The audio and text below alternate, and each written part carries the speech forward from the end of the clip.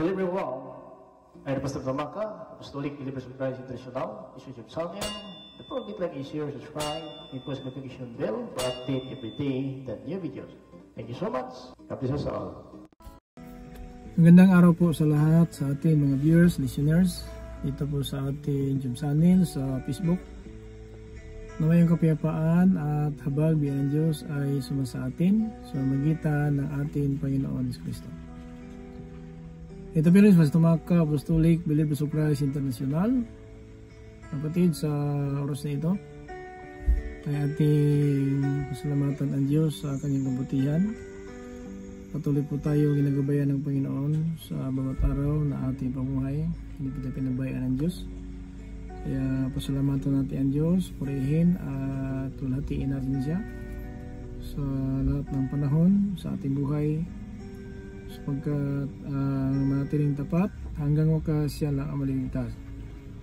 Yan kapatid, sa bawat isa ngayon na nakapagsubaybay po na ating mga video, ating mga live, na sana po huwag kayo mawala at huwag kalimutan mag-like lang tayo po at i-share na natin ang salita ng Diyos, or subscribe, then post the notification bell for update everyday new videos for live streaming to sharing na lubukan. Kapatid, maganda tayo sa ating panahon ngayon dahil po pagipit na po ang ating kapanahonan. Magulo ngayon ang Russia, Ukraine, patuloy po ang gulong. Mag 3 years na po, almost 3 years na po ang gulong ng Ukraine at saka Russia. Kaya dapat mga kapatid ay magising na po tayo. Huwag natin hayaan na itong mga panahon na titira po sa atin ay masayang lamang. Ito po ay pahalagaan po natin. Hindi po ang lahat mga kapatid, kahit na po na hindi ba tayo sakdal sa paningin ng Diyos, tayo po ay nagkakamali talaga, nagkukulang man tayo sa Panginoon. Subalit ang Diyos mga kapatid ay patuloy po na binigyan po tayo ng pagkataon na ating mapakinggan ang kanyang mga salita, at ito po ang nagpatatag po sa atin, no, sa ating pananampalataya. Sapagkat ang salita ng Diyos mga kapatid, ang sabi po ni Apostol Pablo sa Romans chapter 10:17, na magkaroon ng taon pananampalataya kung mapakinggan nila ang aral ng ating Panginoon Kristo, at wala pong mangaral kung wala pong pinadala. So dahil po na ito sinugo tayo ng Panginoon, sa salimutan na ito ginawa tayong lingkod upang na pag-aral natin Biblia at ipangaral po natin mga kapatid ang kanyang mga salita, para po na hindi po tayo manila ng kapanahonan ngayon, sapagkat ang diablo talaga ay naghahanap ng paraan din para magligaw po ng kaluluwa ng tao. No, ayaw ng Diyos po na manila po tayo ng diablo, kaya sinasaliksik po natin ang kasulatan, binabasa natin ito at inunawa at pinapaunawa natin, no, sa lahat na ating mga viewers dito po sa YouTube channel, sa Facebook, ay pinapaalam po natin ito mga kapatid, para po na hindi po tayo mga kapatid malinla. Dahil po ang diablo nagtakip po ng kanyang sarili, na walang iba pang takip ng diablo, itong Biblia. Sapagkat kung ang diablo hindi magamit ng Biblia, wala po siyang maligaw, dahil po Biblia po ang basihan tungo ng kaligtasan na ating inasahan. Dahil po dyan ang diablo din, nagamit po siya ng bulaan propeta, bulaan apostol at bulaan mga pastor. Mga kapatid, ay nakasulat sa Biblia sa Mateo Kabanata 7 talata 15 hanggang po sa 16, ang sabi ng Panginoon na mag-ingat kayo sa mga bulaang propeta na lalapit sa inyo nakadamit ng tupa, pero sa loob po nila lobo na Manila. So yan mga kapatid, ang bulaang propeta. At sabi sa verse 16, at makilala niyo sila sa kanilang mga gawa. So makilala natin ang bulaang propeta sa kanilang mga gawa. Kaya mga kapatid, ay nag-observe po tayo ng mga tagapagturo, nakinig po tayo ng tagapagturo kung talagang nasa Biblia o yun talaga ang kalooban ng banal na Espiritu. Dahil pa Espiritu ng diablo din, ay nagbigay po siya sa mga bulaang propeta. Now, kaya alam po natin ito ating kapanahonan, sa panahon natin ngayon na dapat naimat po tayo at huwag basta-basta tatanggap tayo ng mga aral na wala pong basihan sa Biblia. Now, ang Biblia ginagapit ng dyablo, pero maunawaan natin yan sa pagpapaliwanag, sapagkat iba ang pagpaliwanag ng Espiritu Santo, iba ang pagpaliwanag ng Espiritu ng dyablo. Ito magbula ang propeta at saka itong tinawag na bulan apostol, sabi si Pablo sa 2 Corinthians in chapter 11 verse 13, na itong mga bulan apostol yung kunwari, no, na mga apostol ni Kristo. Kaya ingat po tayo. Mayroon pong bulan apostol na kunwari na apostol ni Kristo, pero ang aral talaga malaman po natin. Wala magkaiba mga kapatid sa Biblia, pangunawa ng Espiritu Santo. Ang ginagamit ng dyablo ang Biblia, pero magkaiba po ang pagpaunawa. Sapagkat yun talaga ang pakay ng dyablo, magsinungaling. Dahil siya ama ng kasinungalingan, kaya pag hindi po tayo makinig, pag hindi po natin tanggapin ang aral ng Panginoon Kristo, ay maging ama natin ang dyablo. Yung pinakasulat sa John 8:43, yun sa 44, sabi ng Panginoon, ang inyong ama ang dyablo. Dahil ang dyablo ay sinungaling, at kapag nagsalita siya, ayon lang po sa kanyang sarili. Kaya po ang mga kampo ng dyablo, hindi pwede magsalita din ng katotohanan, dahil kampo ng dyablo po sila. At kaya yun po, kung anong nais ng dyablo, yun lang po ang gawa ng kanyang mga lingkod. Ay sinungaling, papahamak ng mga manampalataya, sumisira ng panampalataya ng tao. Sapat sinabi ni Apostol Pedro sa 2 Peter chapter 2 verse 1, na noong una nagkaroon po ang Israel ng tinatawag huwad na propeta. Ngayon naman sa atin, malilitaw din ang mga huwad na guro, na palihim po sila magtuturo na nakakasira na ating panampalataya. Now, kahit na po na may panampalataya po tayo, pero kapag huwad na guro po ang magtuturo sa atin, maaaring masira po ang ating pananampalataya. Dahil po naniwala po tayo sa kasinungalingan. Na guro nga sila, ginamit niya ang Biblia, pero sinisira lang ating pananampalataya. Yan po sinabi si Pedro sa 2 Peter chapter 2 verse 1. Kaya, ang hantungan nila sa huli ay parusa. Now, huwag natin hayaan na masira ang pananampalataya natin dahil na po sa mga tao na nagtuturo sa atin na walang basihan sa Biblia, at hindi po yun ang pangunawa ng Espiritu Santo. Sinabi ko na nga na ang puno ng kahoy na pinagbawal ng Panginoon kay Adan si Eva para huwag mamatay ang tao, pero namatay tayo dahil po ang dyablo nakahanap ng paraan sa kahoy na din yun. Now, yan po mga kapatid, ang Biblia ngayon, alam naman natin, kaya nga maraming naligaw ng Biblia kahit po dyablo gumagamit ng Biblia para magligaw po ng kaluluwa ng tao. Kaya dapat alam po natin ating kapanahunan ngayon. Huwag tayong kumpiyansa sa mga mangaral po na nangaral ng Hesus, pero iba sa mga apostol. Now, ito mga kapatid, akala natin pag Hesus pinapangaral, ay talagang totoo po sugo sila ng Diyos. Huwag tayong kumpiyansa. Dahil sinabi po ni Apostol Pablo sa Galatia, chapter 1 verse 7, na wala nang magandang balita, wala nang ibang magandang balita. Sinabi ko ito sa inyo sapagkat may mga tao na nanggugulo sa inyo, na binabaluktot nila ang magandang balita tungkol kay Kristo. Binabaluktot, ginugulo, no? Ginugulo ang ating isipan sapagkat Biblia ang ginagamit din. So, kung talaga wala sa atin ang Espiritu ng Diyos, so talagang maliligaw po tayo. Baka maniwala po tayo ng kasinungalingan at ating gantungan ang kapahamakan, mga kapatid. Kaya ingat po tayo.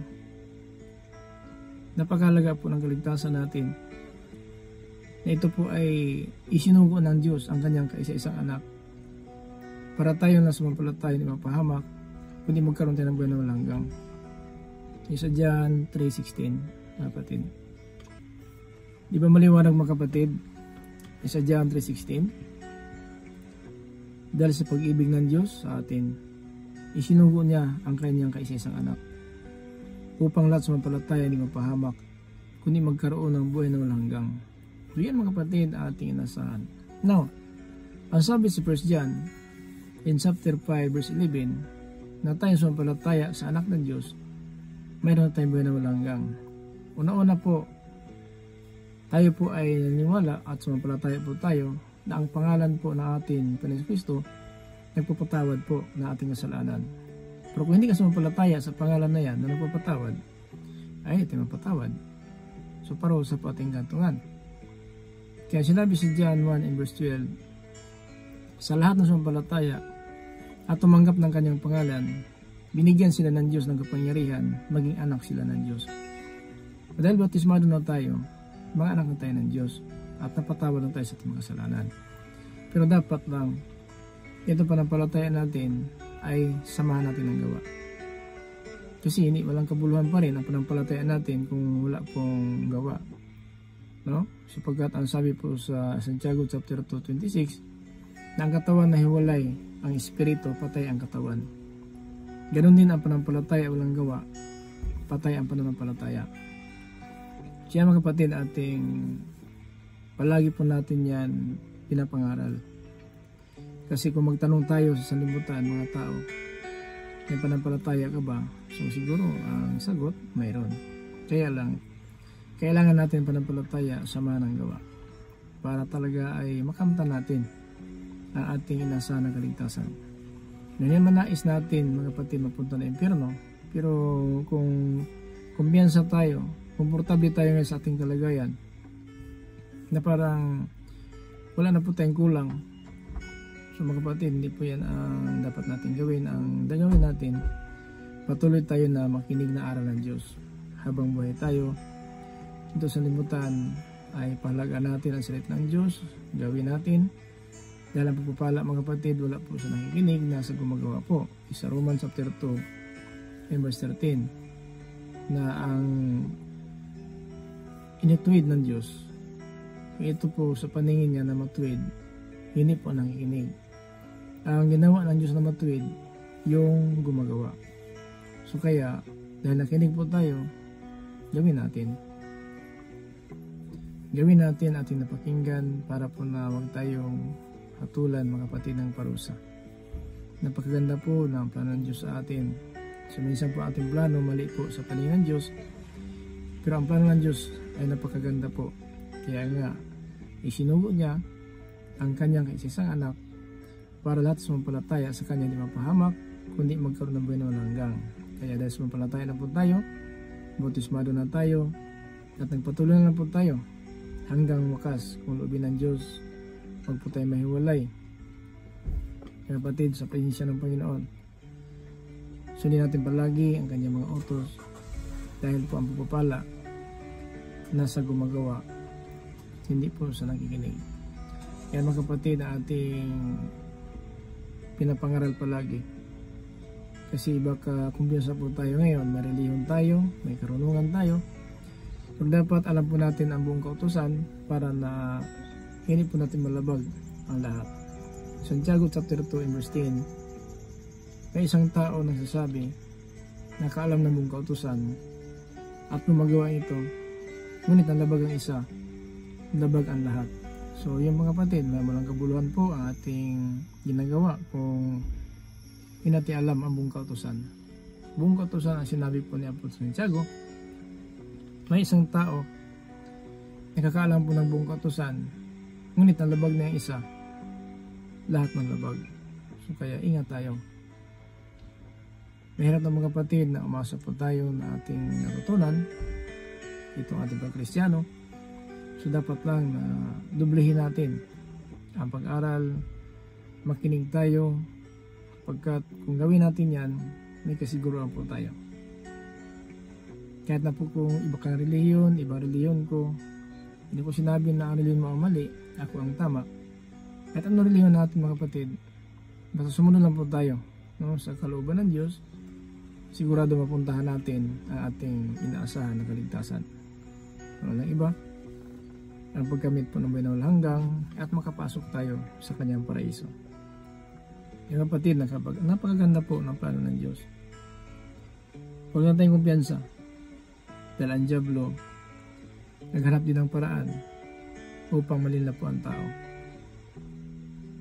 Kung natin alam ang salita ng Diyos, so mahirap natin gawin yun. Ito nga nakakaalam, minsan po hindi nagawa. Ang pa kayo wala tayong alam. So mas mapahamak po tayo. At dahil yung mga kapatid, yan talaga ang nais natin na kaligtasan. At ito, pinapaalam po ng Diyos sa atin. Unahin natin ang paghanap ng kaharian, ang pagmatuwid. At ang lahat ng bagay na ating hinangad, ibigay po ng Panginoon yan. Sa Mateo chapter 6:33. Ngayon mga kapatid, kailangan natin gumising. Gising na po tayo. Natutulog po tayo sa salita ng Diyos. Natutulog po tayo sa paggawa ng kalooban ng Diyos. So huwag natin hayaan, mga kapatid, na hanggang ngayon tulog pa rin tayo. Gusto pa ba nagsasabi sa Romans chapter 13 verse 11-12?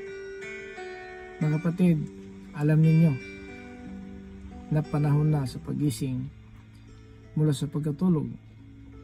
Dahil ating kaligtasan, mas malapit na kaysa bago pa tayong nanampalataya. So, yun mga kapatid, is verse 13. Hallelujah. Verse 12. Ang sabi po mga kapatid ni Apostol Pablo na iwaksi na natin, iwanan natin ang gawa ng kadiliman at isakpat natin ang sandatang kaliwanagan. Yan mga kapatid, ang sandatang kaliwanagan, walang iba po ang salita ng Diyos. Dahil ang salita ng Diyos ang nagbigay sa atin ng liwanag sa ating daan.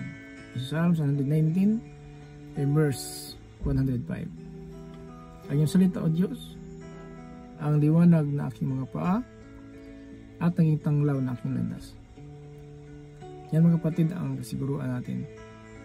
Kahit ano ang mga bagay sa libutan at nakamtan, lahat po yung mga kapatid may katapusan. Pero ang pagsunod ng kalooban ng Diyos, ito ang magbigay sa atin ng buhay na walang hanggan. Sa 1 John chapter 2:29, alam natin siya ay matuwid, ano po gusto mga kapatid, at siyang gawa ng katuwiran, mga anak sila ng Diyos.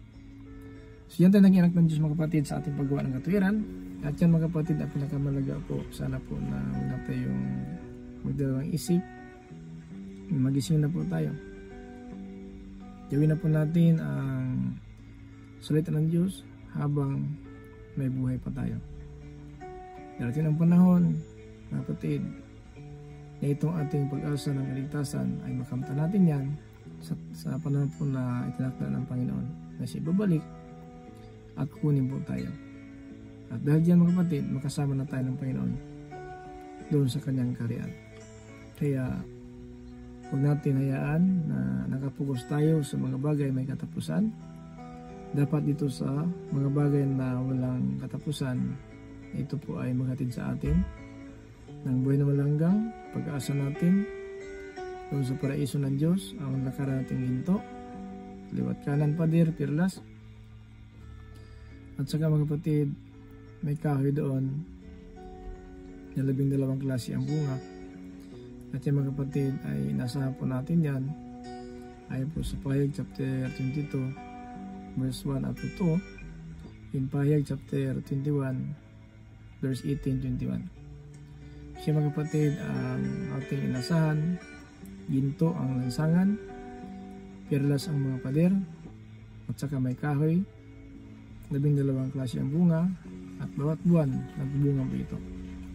Kaya mga kapatid, ating inasahan, sana po magkaroon tayo ng panahon, haleluya, ating pakinggan sa salita ng Diyos para po na yung paraiso na yan, nakahanda na po sa atin, ay mapuntahan po natin. Ito mga kapatid, ating ginagawa, ating mga video, ito ay ating pinaparating po sa buong sanlibutan ang biyaya ng Diyos. Kahit na po hanggang sa mga araw na ito, minsan po matigas po tayo, pero ngayon na din ang panahon, nag-iya po ang Diyos. Ayon po sa gawa, kabanata 17, talata 30, na pinalagpas lang po ng Diyos ang mga panahon sa katigasan ng ating puso't isipan. Subalit ngayon ang Diyos nagigil sa lahat ng dako. saan ka man nakatira ngayon na lugar, na magsisi na po tayo at tumalikod na tayo sa masamang pamumuhay. Na nakatakda na po, mga kapatid, ang panahon na hatulan ng Panginoon sa libutan at wala makatakas, wala makaiwas, wala maka-scroll down. Ngayon, minsan po ang live naka-scroll down po ng mga nakatingin, video, scroll down po sa nakatingin. Pero sa araw ng hatol, hindi mo kayang scroll down ng impyerno, at yan na po ang panahon na mananangis na po at mangangit ang ngipin ng bawat isa na hindi sumunod ng kalooban ng Diyos. Mga kapatid, may parusa po sa kanyang pagparito. Tanda po natin yan. Yung 2 Thessalonians chapter 1 verse 8 up to 9, na pagdating niya, parusahan niya ang mga tao na hindi na talima ng Ebanghelyo tungkol sa atin, Panginoon Kristo. Parusahan sila sa parusa walang hanggang, at may malay na sila sa presensya ng ating Panginoon. Kaya kapatid, itong ating mga video na ating ginagawa. Kung saan kayo magsawa, patuloy kayo manood at subaybayan po natin sa bawat araw. Kaya i-below natin ang ating YouTube channel sa Facebook, like and share, para po na salita ang Diyos na ating napakinggan ay maparating natin sa ating mga kaibigan, sa mag-anak, para po magkaisa tayo ng pag-asa nito tungo ng kaligtasan. So maraming salamat po sa lahat ng mga viewers natin, listeners dito sa YouTube channel sa Facebook. Ito po lingkod kay Kristo Jesus, Pastor Lito Maca, Apostolic Believers of Christ International. Proceeding to us, grace, mercy, and peace. Be with us, Jesus Christ. Amen.